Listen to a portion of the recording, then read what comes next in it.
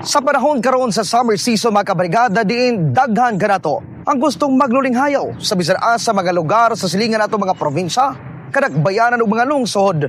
Pahimangno sa itong gobyerno nga mag-amping gayod sa grabe kainit sa panahon. Posible matod ba nga makapahinabo og mga balatian sama sa heat stroke, heat exhaustion, dehydration ug ilabi na ang hypertension. Ang nasinating init nga panahon, ilabi na nga nagkaduol na ang panahon sa El Nino. Gani ana sa 75% nga andam ang City Health Office ning Dagbayan San Carlos ug padayon sa gihapon ang pakigtimbayayong niini sa City Disaster Risk Reduction Management Office alang sa paspas nga pagtubag sa natad sa emerhensya nga naglambigit sa nisgutang mga balatian.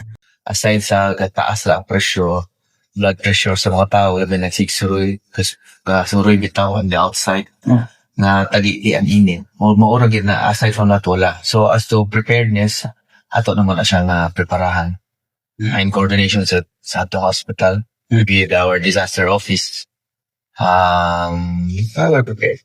If 75% is okay, acceptability na to kay because of the unpredictability. Yes. Una na nga gipahimangnuan sa CDRRMO ning Dagbayan San Carlos ang publiko nga likayan ang direktang pagbulad sa init sa adlaw sa dugay nga higayon gikan sa alas 9 sa buntag ngadto sa alas 3 sa hapon aron malikayan nga makasinati sa maong balatian. Awhag na mo sa publiko, kung pwede lang nga dili mo magkanda og activities outdoor between 9 in the morning up to 3 in the afternoon. Although 4 na ang gihatag sa DOH, among gihangyo ayaw lang sa mo kanda, especially kung namoy comorbidity or dili mo in perfect health condition. Okay, if ever man gyud nga need mo mokandak ana, find ways nga indoor lang sa siya. In the heart of changing lives, kini si Brigada Bong Iskoro sa 89.3 Brigada News FM San Carlos, the Music and News Authority.